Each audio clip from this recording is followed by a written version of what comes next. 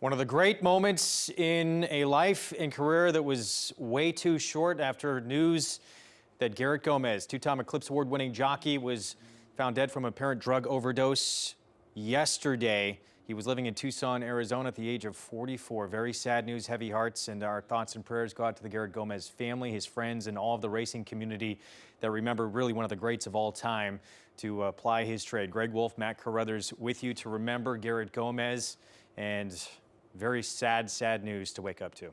It's awful. I mean, not even 45 years old. Yeah, and went through a period riding probably 2005 to 2010 or 11. There was nobody better than Garrett Gomez.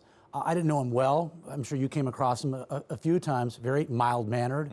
Came across as very humble, well-spoken individual, and a guy who overcame a lot. Early on in his career, he had some substance abuse problems early on in his career in Chicago. Got his act together, came out to Southern California in the mid-90s, caught fire, more problems again, and then just a great run we mentioned through 2011 and his final ride at Keeneland back in October of 2013. So just horrific news that we all learned of last night. Yeah, he officially retired from racing in 2015, but as you mentioned, he had not ridden since October at Keeneland back in 2013. Joining us on the line right now, Dr. Rudy Alvarado, who was the author of the Garrett Gomez Story. Along with Garrett, it was a finalist for the prestigious Dr. Tony Ryan Book Award. Dr. Alvarado, thank you for joining us at a very difficult time. I'm sure you knew Garrett as well as anybody. He personally picked you to help write this story, which in a way was really not just documenting his life, his rise, his troubles, but it sort of is a cautionary tale as well for how to avoid things like this for other in his craft. What are you going to remember most about Garrett? I think what I'm going to take with me was a lot of the items that you just mentioned. He was humble, humble to a point where he always understood a given moment, and I think he always understood his place within that moment. He was extremely well-spoken. There were a number of times that he hosted and talked on various thoroughbred horse racing shows, and I think it was evident to a lot of people just how well-spoken and how he knew the absolute in and outs of the thoroughbred horse racing community. And those quiet moments as well that he and I spent together are moments that I'll treasure always. And there were times when I was fortunate enough to be witness to the love that he had for his family and his children. And again, those are moments that I will always treasure as well. Doctor, to those of us from the outside, he came across as a very, very private, quiet individual. Is that who Garrett Gomez was? He was. He was quiet, and he was always in thought. I never found myself in a moment with him that he wasn't thinking about what his next race was or what he was going to be doing next at his farm or at his home. He had projects going on all of the time, and he was always thinking about those things and what was going to be next. Family was always important to him, and when you had those moments, you mentioned about him picking me to write his book, and when we sat down and talked, I told him, I said, I'm the type of biographer that likes to dig deep and likes to uncover and likes to tell the story, warts and all.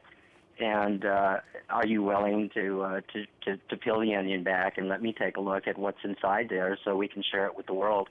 And he looked at me and just right away said, "You got it. Whatever you want. You ask me whatever you want. I'll tell you the answer.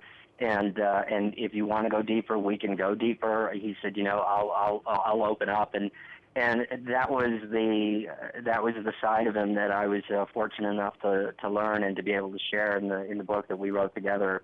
Was just an open door that took you way beyond anything I think any of us could have imagined. That he was willing to peel so much back and and to be so straightforward with this really his term, the cautionary tale that he wanted to tell and to share. You have to be obviously very introspective as a person to want to do a project like that. Talking about Garrett, did you notice him after this project was completed go through any kind of changes and become a different person at all? Well, it was interesting because he was working on remodeling his home there in Arcadia, and it was a very beautiful place. And he was always sending me pictures of how it was coming along, and he was so proud of working with Pam to get the house together, and the bronze statues that he was going to put out front, and so on and so forth. And when I was there for Breeders' Cup, I was fortunate enough to be invited to go up to see the house, and we were partly celebrating the release of the book. We had done some book signings together, and he said, I want to take upstairs. There's something in my bedroom and balcony I want to show you. So we went up there, and there on the wall right beside his bed was about a 10-foot by 8-foot still of him crossing the line on blame.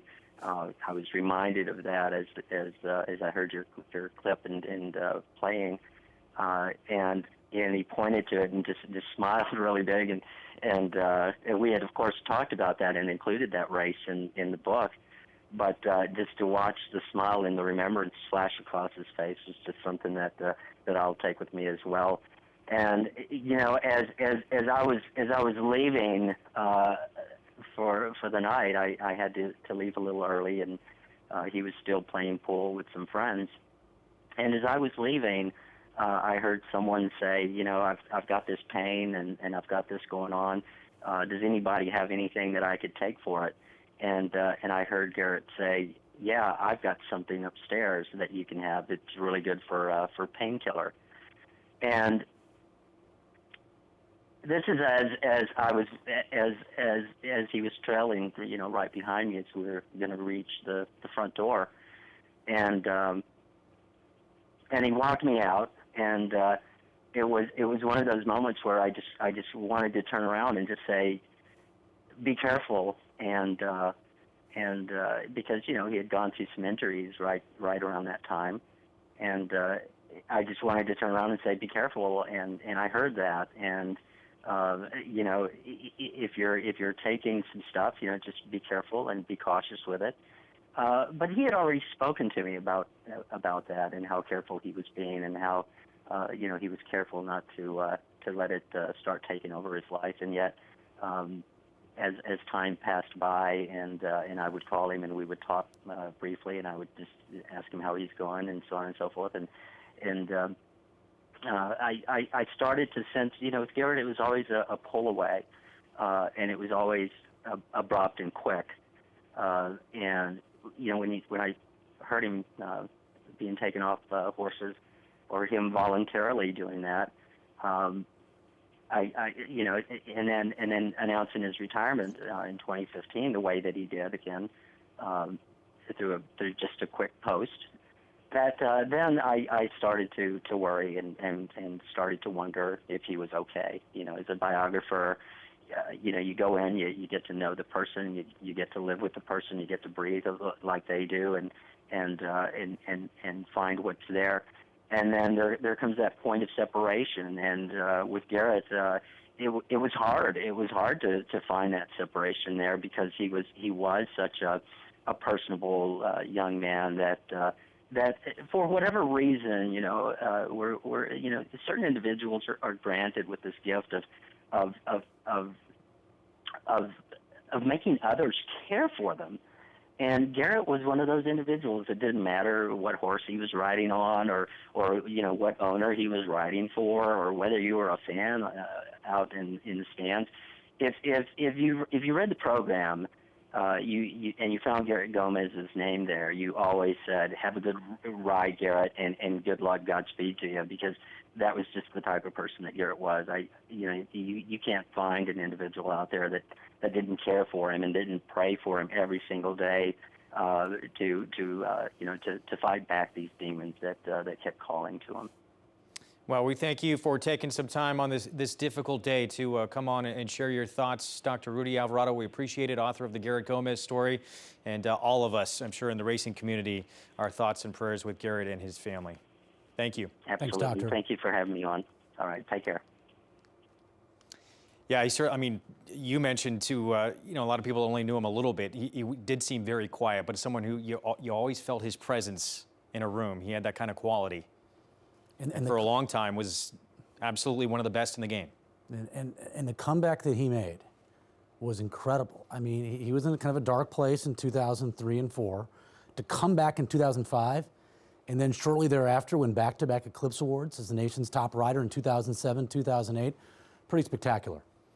Garrett Gomez has passed away at the age of 44. We're going to take a break in the action. We'll be back.